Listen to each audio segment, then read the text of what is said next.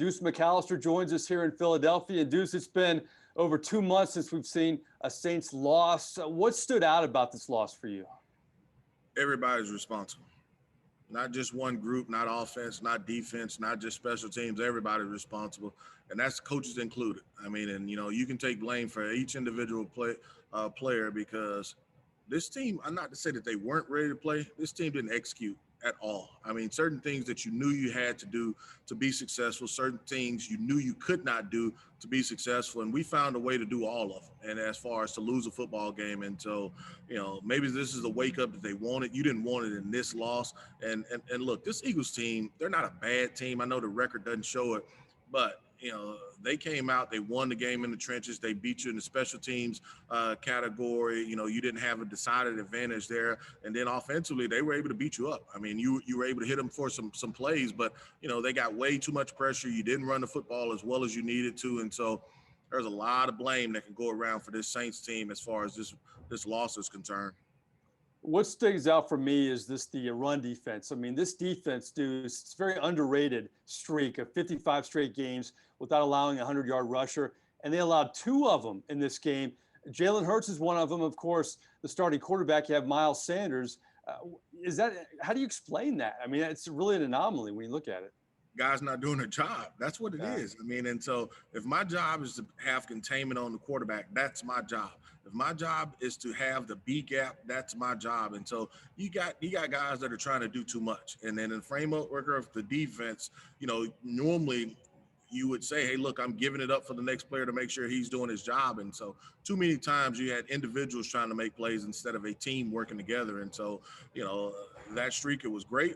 Now you get an opportunity to start a new one because, you should be wanting to hit the field tomorrow. You should be wanting to get back out there. I mean, to go out and prove and show that you are a better team than what you played today.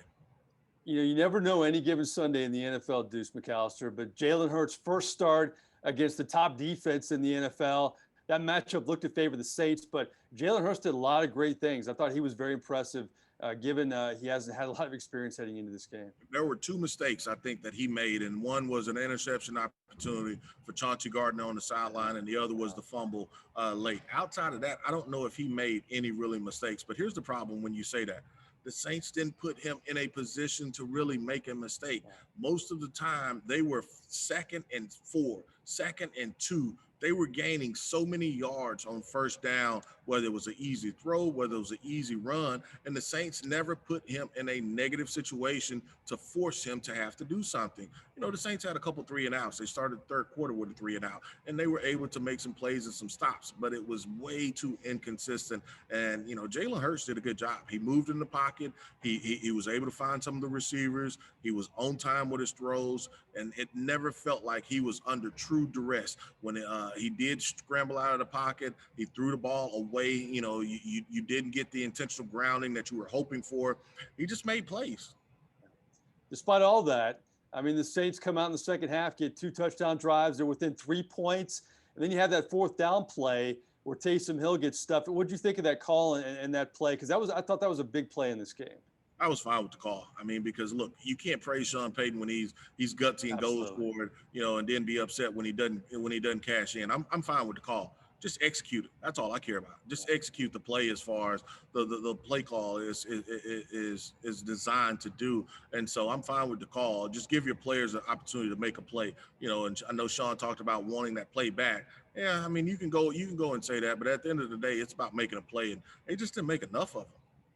Deuce, I don't know how many times you went through this in your NFL career, but 3 straight road games. I'm not making any excuses. We've given the Eagles credit. But when you play 3 straight road games, is there a fatigue factor with traveling and going through this every week? I mean, is that part of this equation at all? Yeah, but you can't use it, and I'm not going to use it. I mean, because that's a cop-out. I mean, if that's the case, don't even come up here. Just give them the game already. Yeah. If you're going to use that one, we've been on the road the last couple of weeks. Nah, that ain't going to fly. I mean, so don't try to use that one. Let's look ahead, though. Kansas City coming to the Superdome next week, defending Super Bowl champs, Patrick Mahomes. The perfect way for the defense to bounce back. It's not going to be easy, but boy, they get this win, could give them a lot of fuel heading into the final 2 and into the postseason as well. Well, you talk about a team that needs to refocus. This Saints team needs to refocus. You don't get more than refocus than being an underdog at home. playing the defending champs. And so you talk about getting beat in the line of scrimmage, offense and defensive line. Do it again, you're going to have 2 losses. I mean, because that defensive line, Chris Jones and that group can get after you. And then offensively, it starts up front, with some of the things that they can do. And they've got some guys that have been banged up offensively, but, the quarterback, he can make special plays. He can make special things happen. And so you talk about Kelsey, you talk about Cheetah, and you talk about Hartman, some of the guys that they have, Watkins. I mean, it's household names. And you haven't even talked about the backs in the backfield. You better get ready to play. Absolutely. Well, this is how I summarize our conversation with Deuce McAllister here in Philly. Accountability, Victor Howell, and no excuses. Thanks, Deuce. I appreciate it. Back to you, Victor.